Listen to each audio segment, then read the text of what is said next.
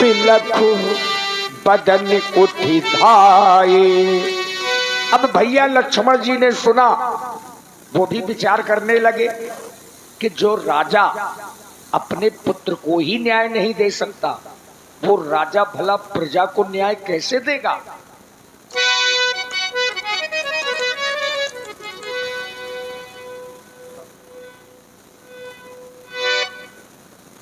ये मेरे महाप्रभु, मैं ये क्या सुन रहा हूं कि आप वन की ओर जा रहे हैं, क्या यह सत्य है भैया?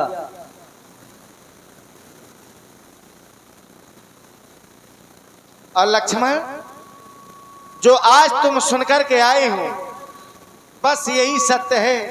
तुमने सुना होगा कि इस और आप हैं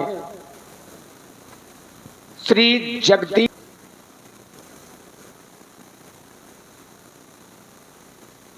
लक्ष्मण, मैं 14 वर्षों के लिए वन जा रहा हूं और तुम्हें ये आदेश दे रहा हूं, जब तक मैं 14 वर्ष की अवधि पूरी करके वापस अयोध्या में ना जाऊं, तब तक तुम्हें यहीं पर रहना है और इस अयोध्या में रहकर के वही करना है जिससे माता पिता को और इन सब को तुम्हारे यहाँ रहने से सुख प्राप्त होता रहे। मैं जाता हूँ वन, मैं जाता हूँ वन, यहाँ रहना ललन, मेरी माता की मझली माता की बानी हो गई। 14 वर्षों की कहानी तो कहानी कहानी हो गई।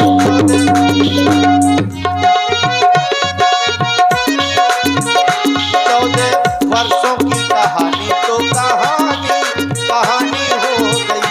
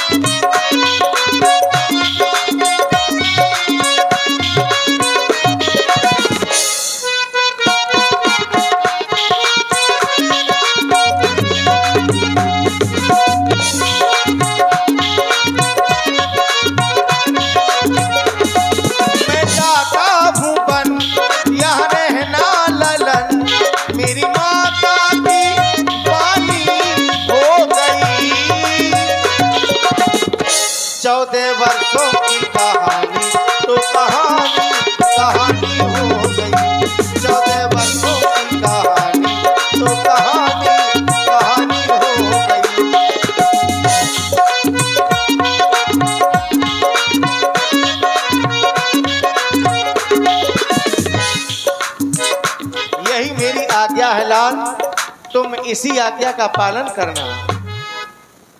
नहीं नहीं भगवान, आप ये क्या कर रहे हैं? हे मेरे महाप्रभु, ये अयोध्या के लोग क्या कहेंगे जब तक राम जी सुखी थे तो लक्ष्मण उनके साथ में रहा और आज थोड़ा सा कष्ट आया तो अलग हो गया।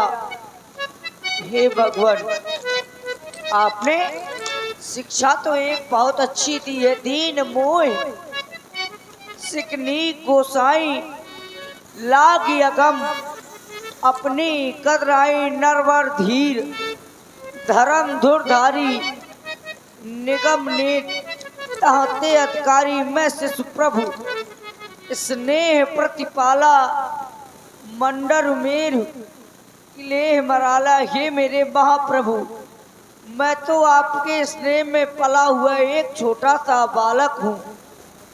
आप मुझको छोड़कर जा रहे हैं। मैं माता पिता और किसी को नहीं जानता। माता रामो मत पिता रामचंद्रा, स्वामी रामो मत सखा रामचंद्र, आप ही मेरे सर्वस्व हैं। मैं किसी को नहीं जानता, मुझको क्या मतलब औरों से। मैं तो सेवक प्रभु चरणों का हूँ, आजन्म उपासक परिचारक याचक वाचक उन चरणों का हूँ। हे मेरे महाप्रभु, आप मुझको छोड़कर जा रहे हैं। नहीं नहीं भगवान, मैं आपके बिना इस अयोध्या में नहीं रह सकता।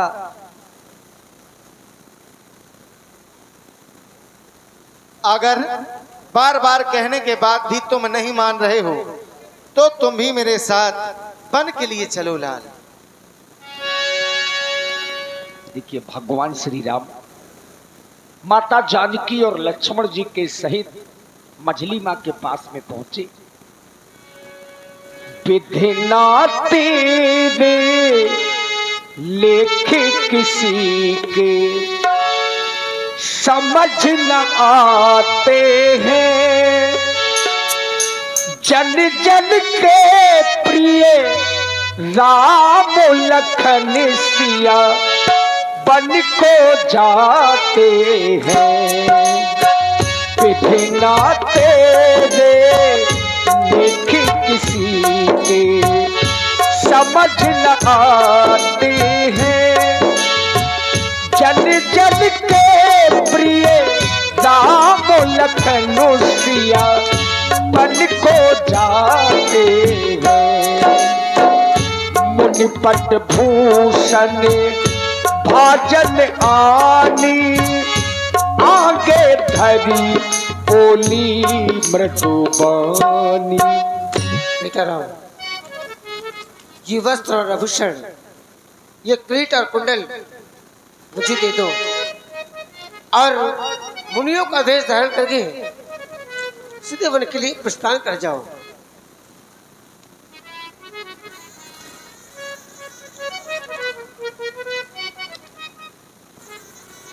मैया, ये वस्त्र और आभूषण तुमने अपने हाथों से हमें पहनाए हुए थे, आज तुम इन वस्त्रों को मांग रही हो। ये तो वस्त्र और आभूषण हैं, अगर तुम हमारे प्राणों को भी मांग देती तो हम तो तुम्हें अपने प्राण भी दे देते माँ। मैं अब तपस्वी का भेष बना करके ही वन के लिए प्रस्थान करूंगा माँ। मेरा अंतिम प्रणाम स्वीकार करें माँ। मैं चला अयोध्या छोड़कर, मैं चला अयोध्या छोड़कर वनवास के लिए, तेरी आज्ञा पालन कर रहा सत धर्म के लिए, तेरी आज्ञा पालन कर रहा सत धर्म के लिए।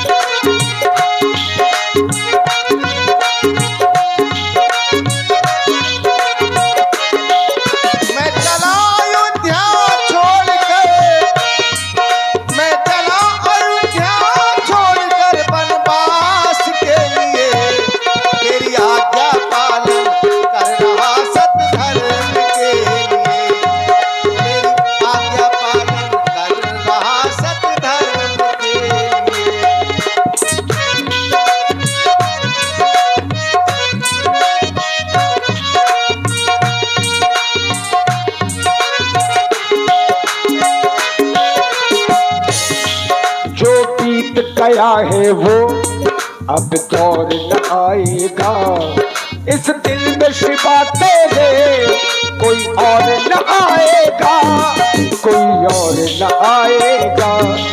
तू साथ न दे मेरा चलना मुझे आता है, ये जीवन की खुशियाँ मिल जाए भी तो क्या, दोनों के लिए ऐसा कोई दौर न आएगा।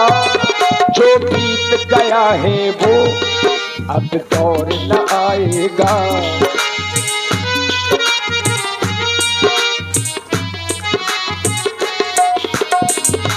अब ज्यों ही भगवान अपने महलों से निकले तो जितने नगर के लोग हैं उन्होंने ये समाचार सुना कि जिनका राज तिलक होना था वही राम अब 14 वर्षों के लिए बन जा रहे हैं। साथ में सीता जी हैं, भैया लक्ष्मण भी हैं। तो नगर के बाहर सभी प्रवासी नगरवासी एकत्रित होने लगे कि ये अन्याय हो गया राम के साथ में, भला राम का क्या दोष है। यही सोच करके जितने भी नगर के लोग हैं सब एकत्रित होने लगे। और आप हैं हमारे आदरणीय श्री पवन भैया के बहनोई जी। होगा तो गलत होगा ना जी। कि जब एक राजा अपने पुत्र के साथ में न्याय नहीं कर सकता तो ऐसे राजा के राज में रहना अच्छी बात नहीं है, क्योंकि हमारे प्रभु श्री राम जी जहाँ पर भी रहेंगे हमारे लिए वही अयोध्या है। इसलिए समस्त अयोध्यावासी जो भी राम जी के साथ में वन की ओर जाना चाहते हैं वो सभी लोग आ जाएं।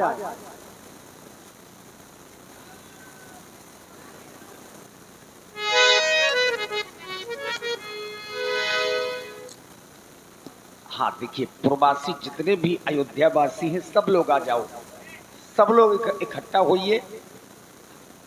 देखो तो कितना गलत हो गया, जानकी मैया तक को वनवास दिया। हाँ? तुम्हारा जोड़ा कहाँ है, उसको भी ले वाले हो। हाँ ये जहाँ राम जी चाहिए मऊ चाहिए ना सास ससुर अगर मुँह खाई चाहिए मैं छाती में चढ़ के बैठ जा। हाँ। तुमने अपने